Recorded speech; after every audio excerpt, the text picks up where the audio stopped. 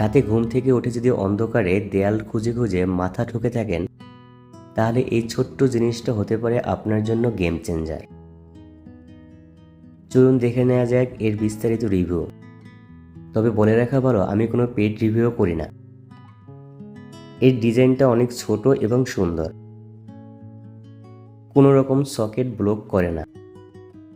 আপনি সহজেই শোবার ঘর, রান্নাঘর, বাচ্চাদের রুম বা করিডোরে লাগাতে পারেন।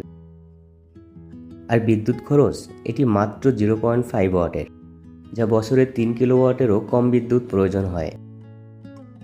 এই এলইডি লাইটের সবচেয়ে মজার ফিচার হচ্ছে এর auto on off dusk to dawn sensor. যখন চারপাশ অন্ধকার হয়, এটা নিচ থেকেই জ্বলে ওঠে, আর আলো হলে নিচ থেকেই নিভে যায়। চেক করে দেখেছি, এর সেন্সরটা খুবই ভালো কাজ করে।